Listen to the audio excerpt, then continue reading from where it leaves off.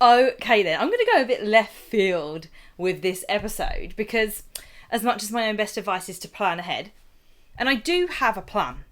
So a little bit so you know, I always have episode titles mapped out. That's always a thing.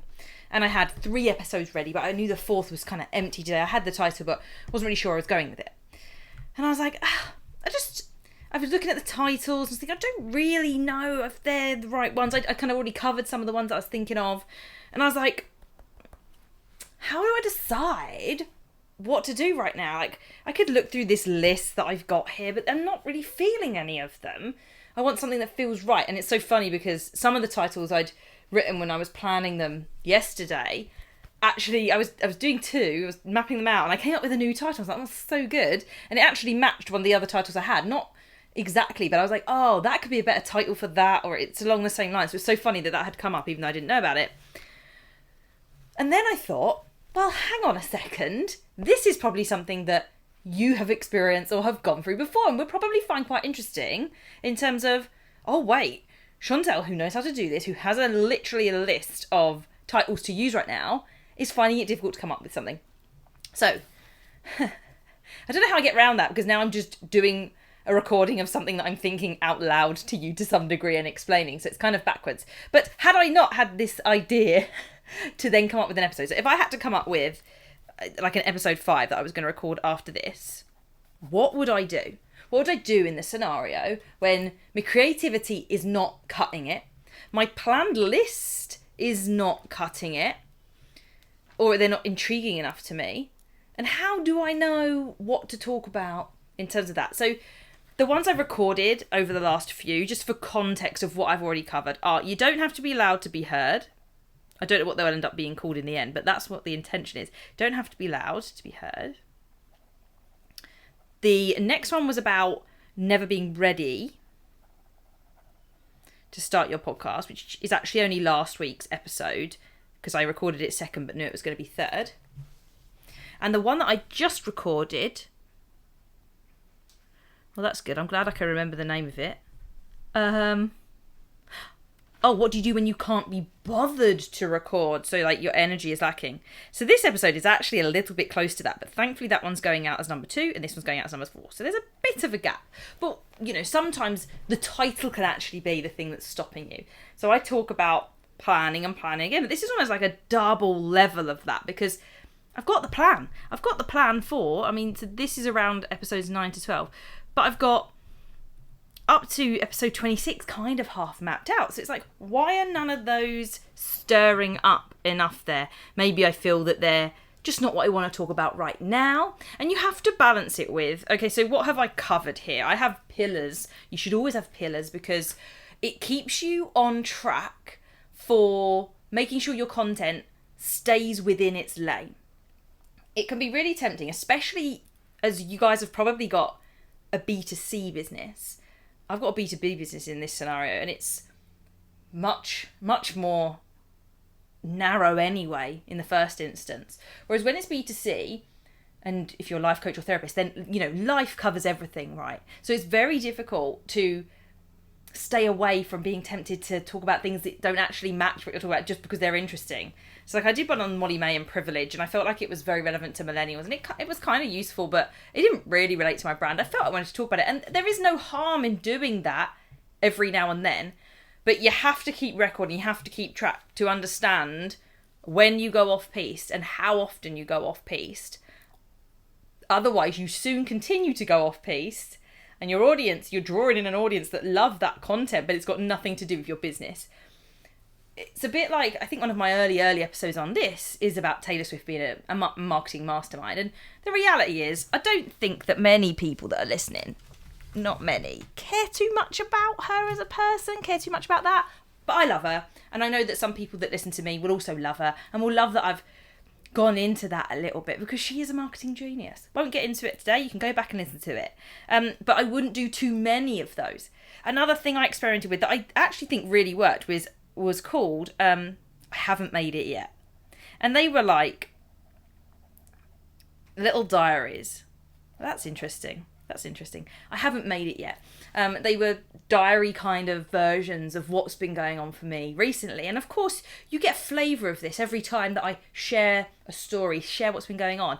And funnily enough, whilst I've been sat here being like, what could I do as my next episode?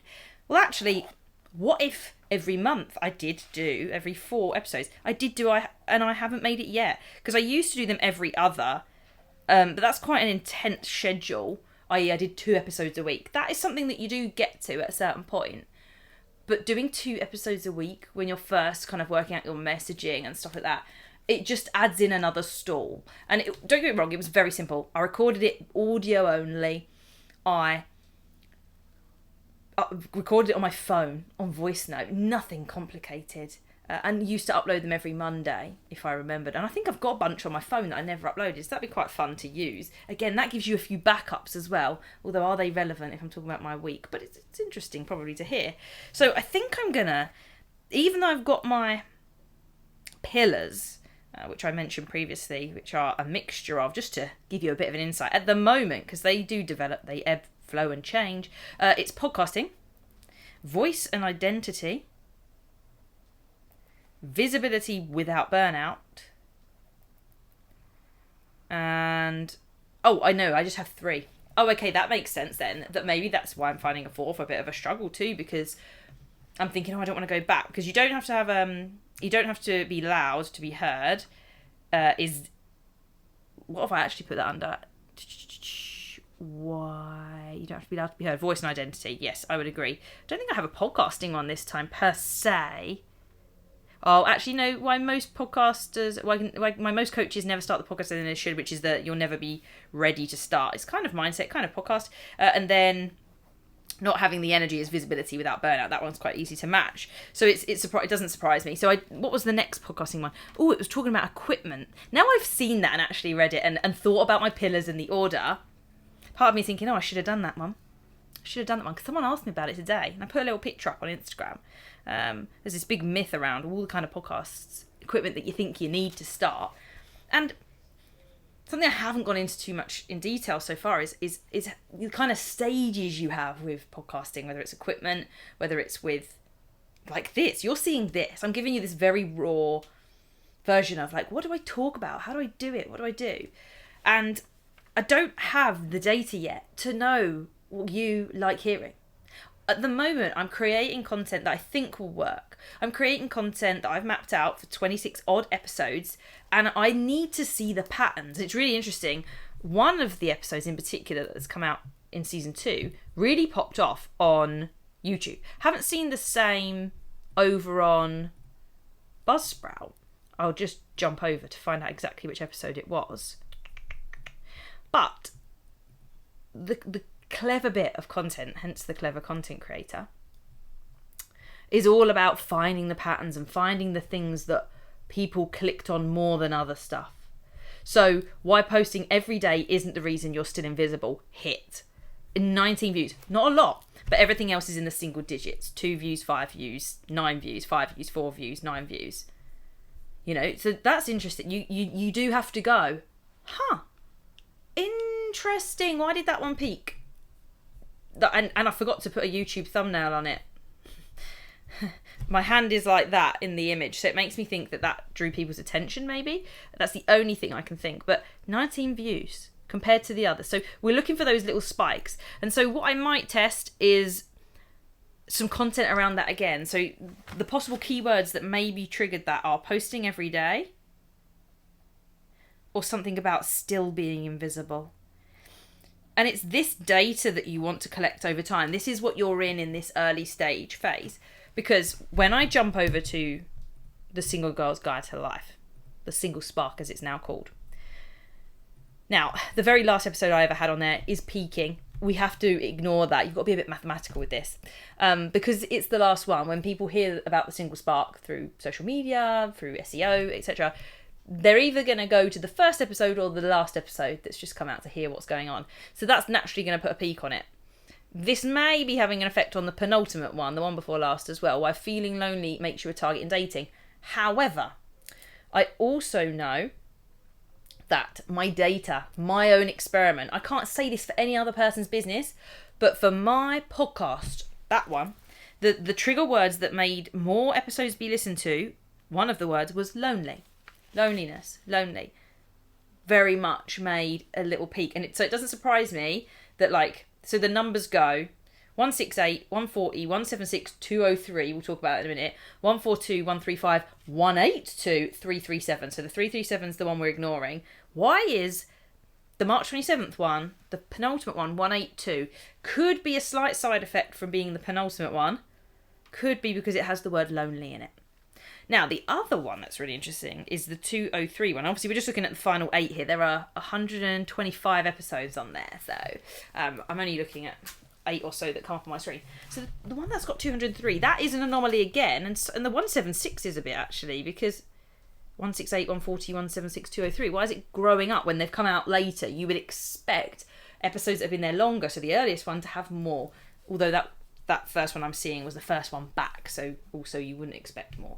That 203 people listened more to is being a strong, independent woman, killing your chances in, oh, I see, I know exactly why it's done it now that I've read the title out, in dating.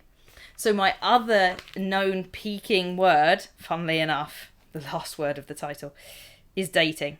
So I found this pattern that when I use those keywords, that's interesting though, because loneliness is in the very first one, but 168 is higher than 140, which is the one that came out after that. And again, this is a really good example of was probably not the best episode, but I wanted to do something on it because it applied to me. Why solo seats should be encouraged at the theatre. It kind of linked to solo life. It kind of linked to the unfairness against solo single people potentially, because on Ticketmaster you can't click that button, can you? If it leaves the seat on its own, and it's like, well, yeah, that's fine, leave that, and then the single solo theatre people or solo travelling people can buy it. I didn't think there was an issue with that. But yes, this pattern is pretty consistent. You could be happy being single and want to date at the same time. A massive peak in the earlier months. What's this here? I'm looking for significant peaks. There's one, but again, I ended a season there. So always the last one of a season's always really interesting. There's one other that I know, a couple. Here, this is interesting. I don't know what caused this one. I wonder if the word situationship did it. But it goes from being in the 800s and the ones after being 800, 900, 700. This one's 1,000. When a long-term situationship isn't going anywhere, how to move forwards. But it's just, that's data. And you can come back and look at your own episodes that you've done. And you can try and look for these keywords that then become your pillars, or they become the words that you put in your titles.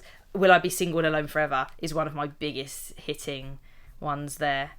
1,800 odd downloads. It's almost one of the biggest ones there is overall. And it's not been there the longest.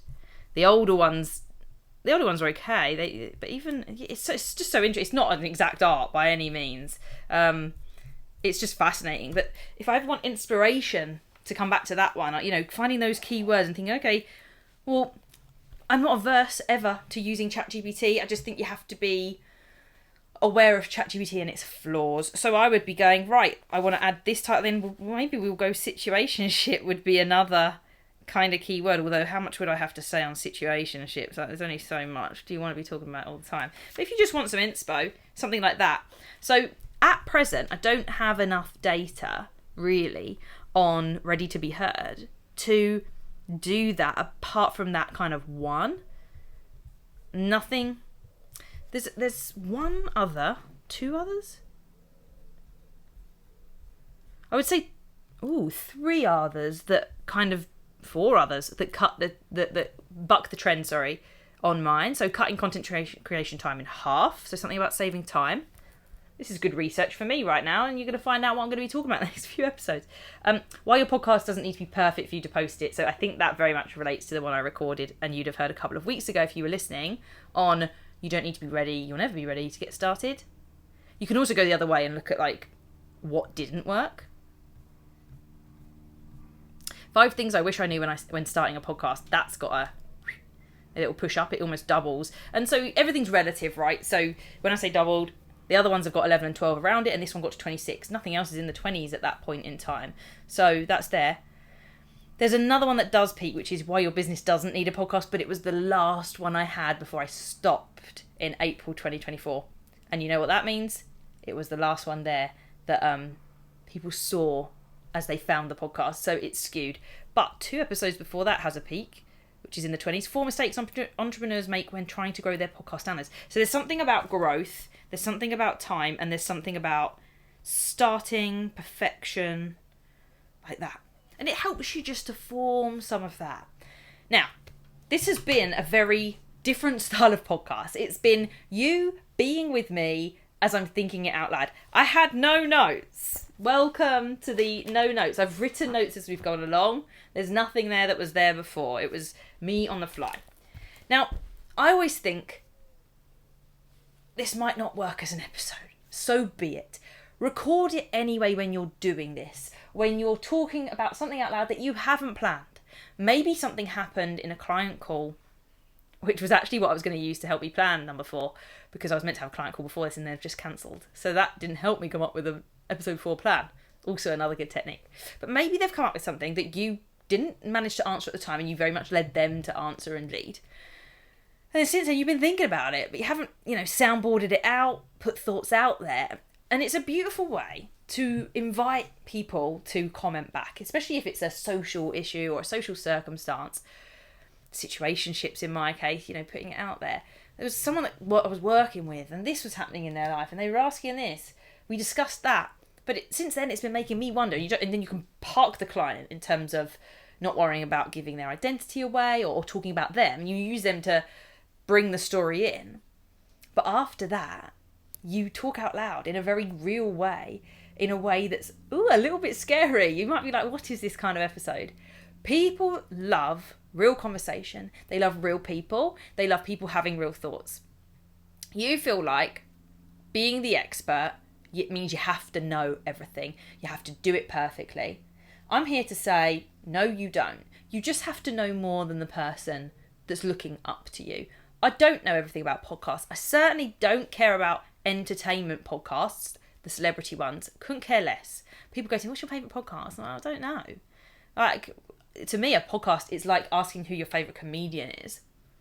You're not going to like the podcasts I like necessarily at all. And everyone go, I listened to that one. Oh, lovely. I've not even listened to it. So my expertise sit in how to make you get seen through a podcast for your business that is probably making change in the world, be it just the podcast or be it the work that you do. There's change making happening. So I don't know, and I don't really care about Jamie Lang and his wife now, and their podcast, or the Ramseys, as much as you guys might love it. So thinking out loud's a really nice way to do it. I'm intrigued by this. Some of you probably never even contemplated doing this style and probably are like, why would you even do this? If you record it and you feel 4 minutes and you think, I haven't got anything else to say, I think that's one caveat. You have to be okay enough to feel the silence, talk out loud, which if you're on your own in a room anyway, sometimes feels quite nice to do because you're feeling the emptiness of it. But you don't have to post it, remember? I could sit here and go, what load of old tosh I've just spoken about there. Maybe I won't post. But I actually think it's been a little bit eye-opening for you to hear it, to see this kind of thing. So the conclusions from this episode are, take a step back. Check your pillars in case that prompts stuff. I personally think the equipment episode I did, or had written down, actually now I properly read my own notes, would have been a good idea to do. But I'll do that next time, and I can think about it more. It has reinvigorated my concept of doing an I haven't made it yet episode. As much as when I was doing it before, I felt they'd be useful, doing them every week was too much. Put too much pressure onto a week. So I think I'm going to bring it in as like, not a 4th pillar, but it is every 4th or 5th episode. I'm going to add that in. And then alternatively, you go back to look at your data to see what patterns you're noticing and see if that triggers any more consequential titles. Lonely, dating, situationship were mine. And maybe just listening back to the episode, listening to yourself, you pick out on this one phrase that sounds really interesting or that, really lands and you go, that would be a great title. How can I spin off of that piece of content to create something new? I hope that helps. I hope that gives you some sort of inspiration. I'm intrigued to see how you get on if you're ever in a mental block of I've done 3, how do I record a 4th? And I hope you've enjoyed being here with me to go through that experience and to see what it's really like, even when you're good at doing podcasts. Until next time, be bold, be seen, and be ready to be heard.